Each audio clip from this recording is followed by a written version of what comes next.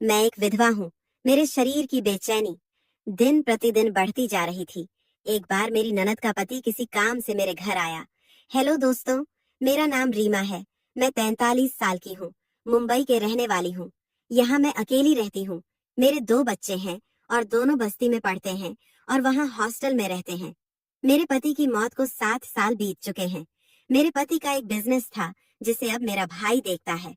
पति के जानने के बाद मैं बिल्कुल अकेली हो गई थी, पर वक्त के साथ मैंने जीना सीख लिया। लेकिन मेरे शरीर की बेचैनी दिन ब दिन बढ़ती जा रही थी। पहले काम बच्चों की देखभाल में इतना व्यस्त हो गई थी कि कभी अपने अकेलेपन पर ध्यान नहीं दिया। इस वजह से पति के मरने के 7 साल बाद तक मैंने कभी प्यार ही नहीं किया। फिर वह दिन आया जब मुझे प्यार मिला, और ऐसा मिला जो शायद जिंदगी में कभी ना मिला। बात सर्दियों की है। मेरी नंद जो आजमगढ़ में रहती है, उसका मेरे पास कॉल आया। उसने बात बात में मुझे बताया कि उसका पति समर को दिल्ली आना चाहता है। किसी काम से तो वह 2 दिन मेरे यहाँ ही रहेगा। समर का आजमगढ़ में अपना जिम है और वह यहाँ दिल्ली में एक जिम खोलना चाहता है। इस कारण से उसकी कुछ इन्वेस्टर के साथ मीटिंग है। मेरी नंद मेरे पति से छोटी है। अमर की उम्र 37 साल की है। एक हफ्ते बाद वह दिन आ गया जब समर को दिल्ली आना था। मैंने एयरपोर्ट पर गाड़ी भेज दी। दिल्ली आने के बाद अमर ने मुझे कॉल किया और बोला कि वह शाम को घर आएगा। अभी वह एयरपोर्ट से सीधा मीटिंग के लिए जा रहा है। मैंने भी अपने ड्राइवर से बोल दिया कि वह पूरा दिन समर के साथ रहे ताकि उसे आने जाने में कोई परेशानी ना हो। अमर शाम के 7 बजे तक घर वापस आया। जैसे ही वह गाड़ी से उतरा, मैं तो उसे देखते ही रह गई। देखा तो मैंने समर को बहुत वीर था, पर शायद इस बार मेरी नजर ही दूसरी ही थी। वह 5 फुट लंबा भरी हुई बाड़ी, जो भी लड़की उसे देख ले तो उसकी दीवानी हो जाएगी। मेरा भी हाल कुछ वैसा ही हो गया था, लेकिन मैंने अपने ऊपर कंट्रोल किया। फिर समर मेरे पास आया, मुझे नमस्ते किया और हमने प्यार से एक दूसरे को गले लगाकर स्वागत किया। मैंने समर को आते नाश्ता करवाया और फिर उसे बोला कि वह फ्रेश हो जाए। करीब आधे घंटे बाद अमर कमरे से बाहर आया तो वह शार्ट्स में था। हम दोनों थोड़ी देर बैठे और बात करी। एक दूसरे से उसने बताया कैसे उसकी मीटिंग सफल रही और कल भी उसे जाना है। वहां मैं भी अपनी नंद जानवी की खबर ली। उससे हम दोनों 5 साल बाद मिल रहे थे, तो बातों बातों में वक्त कब बीत गया पता ही नहीं चला। मैं नौकर को बोलकर डिनर लगवा दिया और फिर हम दोनों ने डिनर किया। डिनर के बाद अमर अपने कमरे में चला गया और मैं अपने काम में व्यस्त हो गई। करीब 11 बजे नौकर भी चले गए। अब घर में समर और मैं अकेले थे। मुझे लगा शायद समर थका हुआ होगा तो सो गया होगा। मैं अपने कमरे में आकर कपड़े बदलकर नाइटी पहन ली और शीशे के सामने खड़े होकर अपने आप को निहारने लगी। मैं अपने शरीर को निहार रही थी कि अचानक दरवाजे पर किसी ने दस्तक दी।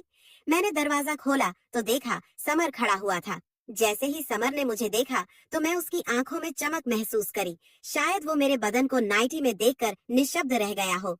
फिर कुछ देर बाद बोला, माफ करना भाभी, मुझे नींद नहीं आ रही थी तो सोचा आपके साथ बैठकर बात कर लूं, पर अगर आप सोना चाहती हो तो कोई नहीं, हम कल बात कर लेंगे। मैं बोली, अरे नहीं समर, मैं तो बस ऐसे ही रूम में आ गई थी। चलो बाहर बालकनी में बैठकर बात करते हैं। समर से मैंने वाइन के लिए पूछा तो उसने हाँ कर दी और मैंने वाइन 2 गिलास में डाली और बाहर बालकनी में बैठ गए। हम दोनों की कुर्सी बराबर में थी। समर बोला, भाभी आपको देखकर हमें बहुत हिम्मत मिलती है। कैसे आपने सब कुछ खोने के बाद भी अपने आप को टूटने नहीं दिया और अच्छे से सबको संभाल लिया। घर, बच्चे, कारोबार, मैं और जानवी हमेशा आपको देखकर गर्व महसूस करते हैं। मैं बोली, अमर, यही जिंदगी है, किसी के जाने से जिंदगी नहीं रुकती। अपने आप को खुद संभालो और आगे बढ़ जाओ। वैसे तुम और जानवी वहाँ आजमगढ़ में खुश तो हो ना? मेरे पूछने पर अमर खामोश हो गया। मैं बोली, समर क्या हुआ, खामोश क्यों हो गए? क्या तुम लोग वहाँ खुश नहीं हो? कोई परेशानी है तो मुझे बताओ, मैं मदद करूंगी। आखिर केशव की मौत के बाद तुम दोनों मेरी जिम्मेदारी हो। समर वाइन पीते हुए बोला, भाभी सब कुछ बहुत अच्छा चल रहा था। जानवी बहुत खुश है वहाँ, और अब तो हमारा बेटा भी है जिसने खुशियाँ दुगनी कर दी हैं। मैं बोली, और तुम क्या, तुम खुश हो? समर बोला, पता नहीं भाभी, पर मेरे बेटे के जन्म के बाद जानवी बदल गई है। वह प्यार जो मुझे चाहिए वह मुझे उससे नहीं मिल पाता है। हमेशा घर के काम, बच्चों की देखभाल, शायद अभी यही उसकी लाइफ है जो जानवी का प्यार था मेरे लिए।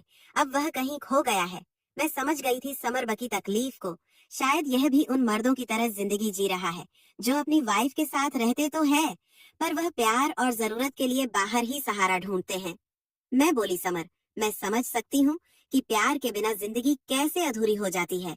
मैं वह जिंदगी जी रही हूँ और मैं नहीं चाहती कि तुम ऐसी जिंदगी जियो, इसीलिए मैं जानवी से बात करूंगी। समर बोला, नहीं भाभी, ऐसा मत करना, वरना उसे लगेगा कि मैं आपसे उसकी बुराई करी है। आपने सही कहा, शायद यही लाइफ है। वैसे भाभी, आप 7 साल से अकेली हो, क्या आपको कभी किसी की जरूरत महसूस नहीं हुई? क्या आपको नहीं लगता कि आपको भी जीना चाहिए और प्यार आपको भी चाहिए? अब चुप रहने की बारी मेरी थी। थोड़ी देर चुप रहने के बाद मैं बोली, अमर, कमी तो बाद में बहुत महसूस होती है। 7 साल से अधूरी जिंदगी जी रही हूँ, सब कुछ है मेरे पास आज, पर फिर भी अकेली हूँ। समर बोला, भाभी, अगर बुरा ना माने तो पूछ सकता हूँ, क्या भाई के जाने के बाद आपने किसी के साथ प्यार नहीं किया? मैं बोली, नहीं। समर समाज और जिम्मेदारी के डर से कभी हिम्मत ही नहीं पड़ी। अमर बोला, क्या आपका मन नहीं करता?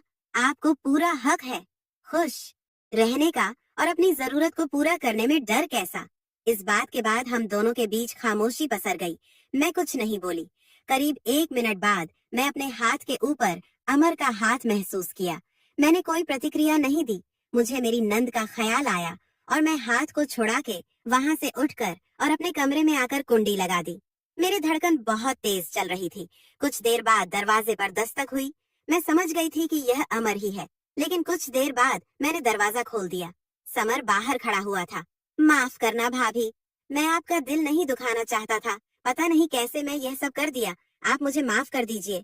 वह बोल ही रहा था। मैं उसे अचानक से प्यार कर लिया। शायद मेरे इस अचानक की हरकत से वह हैरान था, लेकिन कुछ पल बाद वह मुझे प्यार करने लगा। फिर हम नहाकर सो गए। कसम से करीब 7 साल बाद इतनी सुकून की नींद मिली थी।